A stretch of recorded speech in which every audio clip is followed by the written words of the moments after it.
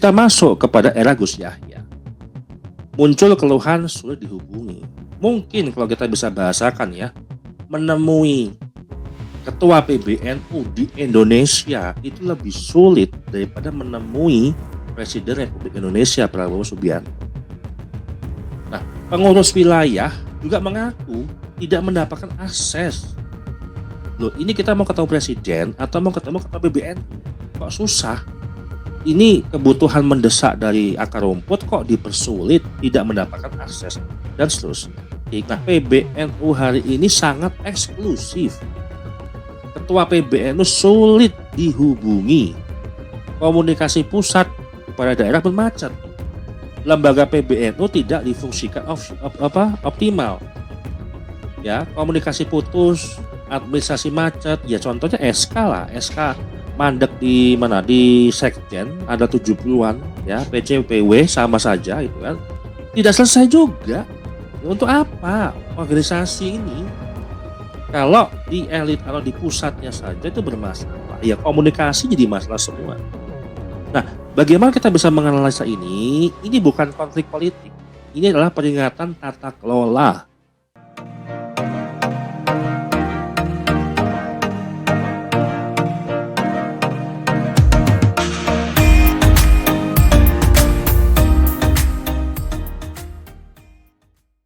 Ya, sahabat cari dimanapun berada, saya ingin mulai dengan sebuah pertanyaan yang sangat sederhana. NU ini adalah organisasi umat atau organisasi elit? Karena kalau kita lihat sejarahnya, NU itu lahir dari pesantren, dari kiai kampung, kemudian dari santri desa. Nah, namun belakangan ini makin sering muncul kesan PBNU ini kok terasa makin jauh, terasa jauh, dekat pun enggak. Kemudian tertutup dan sulit diakses. Ya. Ini bukan tuduhan, ini kritik terbuka dari sesama warga NU yang mencintai NU. Dan hari ini kita akan berbeda pandangan ketika kita melihat sesuatu masalah. Kalau episode sebelumnya kita membahas tentang tambang, kita hari ini membahas tentang tata kelola kepemimpinan di PBNU. Kita menggunakan data publik, menggunakan rekam jejak, supaya kita paham. Secara struktural, secara teori, itu sama dengan teori organisasi. Sesuai dengan hierarki organisasi seperti apa. Supaya kita paham ya, apa yang sebenarnya sedang terjadi dengan tata kelola PBNU hari ini. Yang pertama, PBNU dari organisasi kultural ke struktur elit. Nah, NU secara historis bukan sebuah organisasi birokratis. PBNU dulu itu dikenal mudah ditemui, komunikatif, kemudian terbuka terhadap kritik. Nah, kita bandingkan data publik dengan kesaksian dari beberapa tokoh-tokoh NU, kiai-kiai NU, ya. Ketika era Gus Dur, itu PBNU menjadi rumah bersama. Rumah bersama artinya apa? Ditinggali, didiami, nyaman, adem, tentram, ya, dan seterusnya. Kemudian era Kiai Haji Hashim Musadi, komunikasi aktif ke daerah-daerah, pemimpin mau turun ke lapangan, ya, kemudian mau mendengarkan apa keluhan daripada akar rumput. Nah, kemudian ketika era Kiai Haji Said Akil Sirot, sering dialog terbuka, baik dari bottom to up, dari bawah ke atas, konferensi, kemudian forum.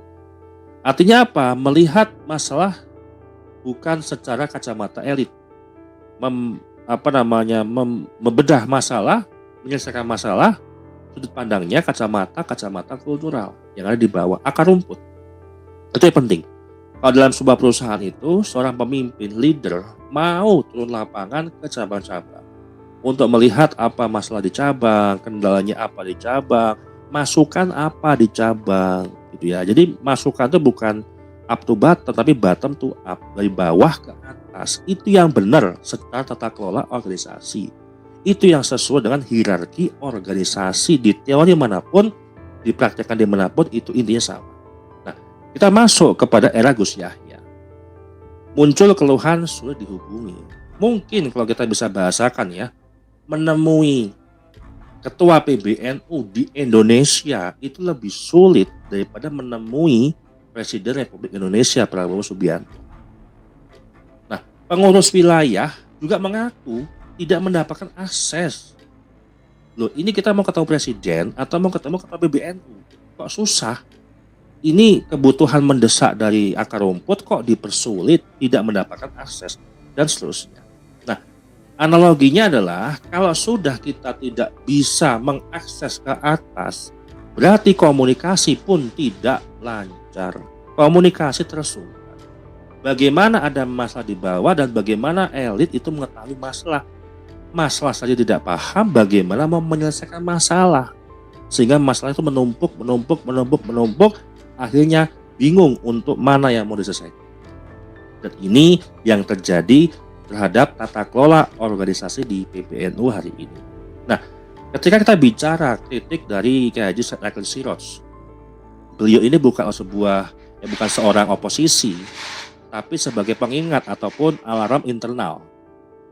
Ya, beliau menekankan bahwa beliau ini bukan orang luar, beliau ini adalah mantan ketua PBNU 2 periode dan kemudian hari ini Mustasyar NU. Nah, artinya apa? Beliau mengkritik PBNU hari ini sangat eksklusif. Ketua PBNU sulit dihubungi. Komunikasi pusat kepada daerah pun macet.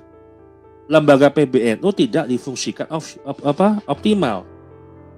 Ya, komunikasi putus, administrasi macet. Ya contohnya SK lah, SK mandek di mana, di Sekjen ada 70-an ya, PCPW sama saja itu kan. Tidak selesai juga. Untuk apa organisasi ini? Kalau di elit atau di pusatnya saja itu bermasalah, ya komunikasi jadi masalah semua. Nah, bagaimana kita bisa menganalisa ini? Ini bukan konflik politik. Ini adalah peringatan tata kelola, good governance. Dalam teori organisasi itu ketika komunikasi vertikal ya, bawah terus ke atas putus, legitimasi moral runtuh lebih cepat daripada legitimasi secara struktural. Dan ini adalah sejalan dengan apa yang kita lihat di dalam konflik PBNU hari ini. Nah, kemudian kita bicara tentang etika kekuasaan. Bagaimana soal rangkap jabatan dan jarak moral yang ada. Nah, PBNU ini kan bukan korporasi. PBNU bukan holding. PBNU adalah jamiah diniyah. Ya. Nah, keterlibatan PBNU dalam sektor ekonomi, kemudian rangkap jabatan elit, ya, maka secara analisa etika, konflik kepentingan itu menjadi mayoritas, konflik of interest. NU kehilangan posisi sebagai pengawas moral negara. Nah, analoginya kalau wasit ikut main bola, siapa yang akan meniup peluit?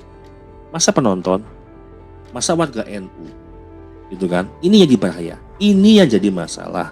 Sehingga menimbulkan atau melahirkan sebuah eksklusivisme, gaya atau masalah terhadap struktural.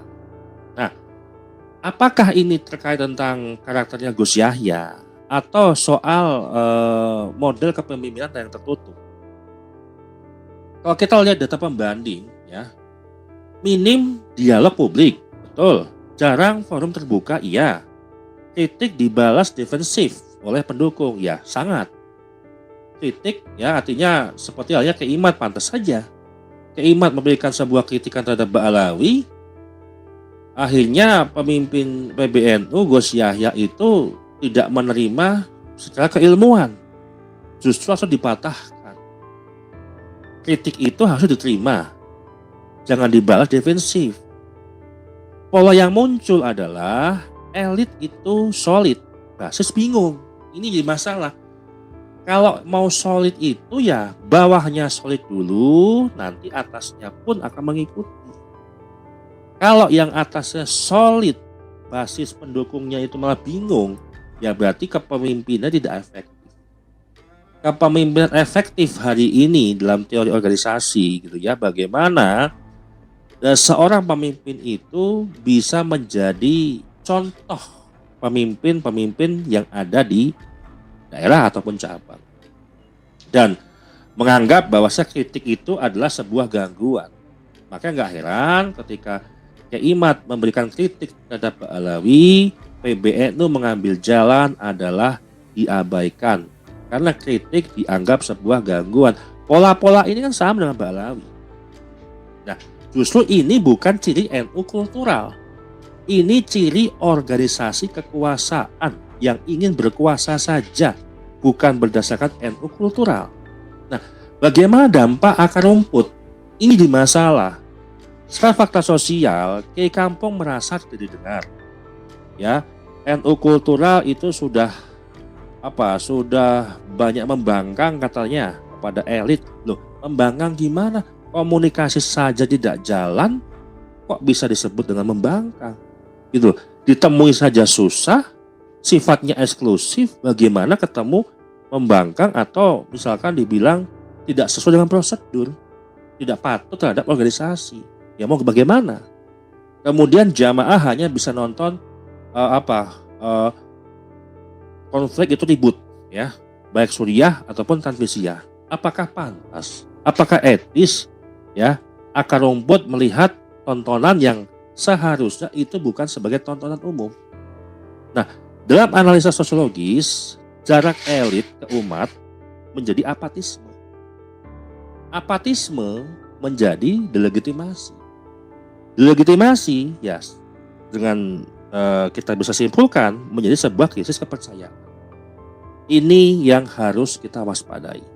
Nah, sebenarnya kalau kita kaitkan dari episode yang sebelumnya sama hari ini, apa sih yang dipertaruhkan sebenarnya? Bukan Gus Yahya hanya, bukan jajaran pengurus PBNU-nya, bukan Kiai Sepuh, ya, bukan kubu A atau kubu B. Yang dipertaruhkan adalah watak NU, arah jamiah, posisi ulama di hadapan negara dan pasar. Nah, ketika hal itu muncul jadi masalah yang dipertaruhkan, maka pertanyaan reflektif ke publik adalah NU mau jadi penyangga moral atau bagian dari struktur kekuasaan?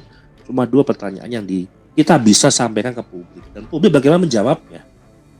Nah, sebenarnya itu yang menjadi sebuah permasalahan yang kita hadapi dan kita lihat dalam problematika di PBNU. Dan bagaimana jalan keluar sebagai sebagai hal yang bijak, namun bukan sebagai solusi instan, gitu ya. Bukan juga emosional sebenarnya, atau mungkin bukan saling menjatuhkan dan seterusnya, tetapi membuka sebuah komunikasi. Kembalikan etika organisasi yang benar dan baik, ya, tata kelola organisasi yang baik dan benar. Aktifkan syuriah dan mustasyar. Kembalikan NU ke basisnya kultural, dengan etika, dengan adab, ya, membongkar struktur tanpa memecah umat. Inilah yang menjadi sebuah solusi ataupun jalan keluar supaya konflik di PBNU ini tidak makin melebar menjadi luas. Kalau sudah menjadi luas, jatuhnya itu nanti akan hilang krisis kepercayaan. Dan kritik itu bukan ancaman bagi NU. Yang mengancam NU justru ketika kritik itu dibungkam. Kalau PBNU hari ini dikritik sesama KNU, itu tanda NU masih hidup. Yang berbahaya itu ketika NU diam. Karena diam biasanya pertanda sudah ditinggalkan. Demikian dari saya. Terima kasih.